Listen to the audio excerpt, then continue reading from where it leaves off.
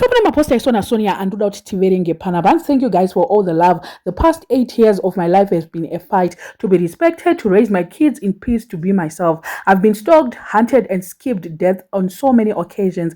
And all I can say is God says no and yes, not men. So let's love on the ones who love us. Let's believe in ourselves. Let's take care of our health. Let's make better decisions. Let's walk away from what never deserves us.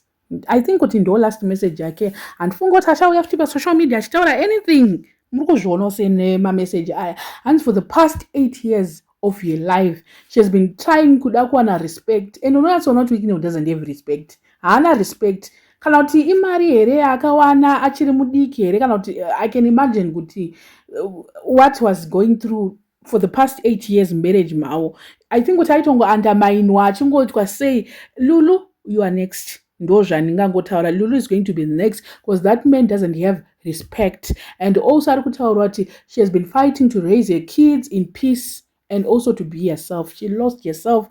Mukaona Sonia angakambonyarara pesapa, but all of a sudden Sonia akangoita imwe character yekuti takatoshamisika kuti ko ndiye munhu yawo here anositaura chirungu pasocial media. Is that really her? She lost herself during the whole process. Ndofunga akatongoti panapa for her own sanity divorce was okay for her kusiyana nemurume wayo. Imagine kuti how many women can walk away from a millionaire. Uchinyasoona kuti panapa life yangu iri right, zvinhu zvese zviri right, ongomuka wapeka waenda.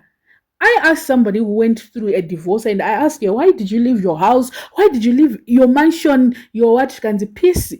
I'm like, you're old. And she was like, yes, but because of my peace, my sanity, I couldn't hold on to the marriage, no matter what, no matter my kids, no matter whatever. So you reach a point, you'll be like, you know what? I'll find myself out. I'll just not to stay. I don't want to die like broken. I don't want to die broken. Sonia, it was so hard for people to believe at so much, like at 31 you're already thinking of divorce. At 32, I think it was 31, 32 when she left a matrimonial home. I think so. I would like to believe she was 31, 32 ikoko. Avangosi akangoti andichada out of nowhere. Unenge waneta pamwe pacho. And let's love those who love us, not wekumanikidzira.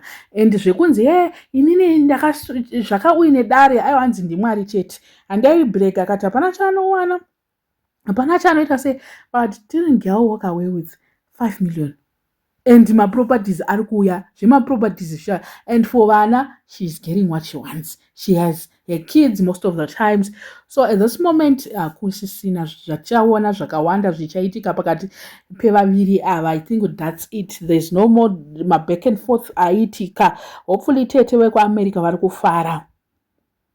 Chimwe chinhu chatisingaudzana ndechekuti varume nemarriage ka varume nemamarriage ndo madrugs asiri kutaurwa nezvazvo, but imwe drug riyo rekutotika unotozoona kutoti panapa marriage yandisiya ndiri motivational speaker, pamwe pacho unopedzisa kuti wamufundisi ka akutotaura zvagod, and pamwe pacho unopedzisa kutongokota mabible verse usisina kana choice. I just hope she will be fine. I think she had already moved on. Changa changosara settlement iyo yakazongoitika, and what a beautiful message that she has written. And zvekuti kurwadziwa kuita sei, I don't think kuti anorwadziwa anything. And Sonia achatoona mumwe munhu, she's still young, she can get a man anonyatsomuda zvekutodaro. Vangani vanodivorsa kutozowana imwe mumwe munhu atori nemari futi. This time ngaatonyatsoenda. Mungoti muno muZimbabwe hamuna mumwe munhu ane mari kudarika Weekend vanotodarika yapresident haana mari, so I don't know.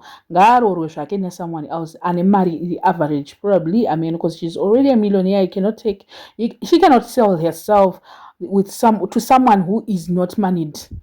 Anenge akungoendawo kune vanhu vangori because vamwe vanhu futi asina mari vanonetsa. Status yavo sisa ava ngavatoenda futi munhu anogona kunyatsova maintaina chaizvo, but haana basa nayo zvakawanda because she's a hard working person. Unyanzona kuti she's very hard working.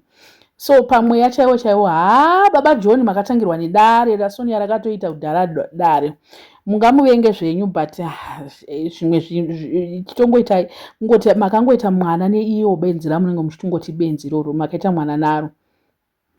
I don't know why vakamuvenga Sonia zvekutodaro zvekuda kutobva vamuda maona I skipped so many that I skipped death on many occasions. on many occasions. And aimbonzi ainopaka pagedhi ainotsvage chii pagedhi musikana handizive kuti aitsvage. She won mamillions ndo zvandangofarira ndo zvakakosha plus dzimba dzichauya. I don't know what you guys think nenyaya iyi. Let me know in the comment section what are your thoughts panyaya iyi. Vasati subscriber, please make sure that you're subscribed. Let's just reach probably 300 today, 38,300. Then the rest of the week we strive kuda kusvika pakati pe 39,000 kuda kusvika ku39 tosvika ku500 this week. Please vasati vasubscribe, but make sure that you subscribed.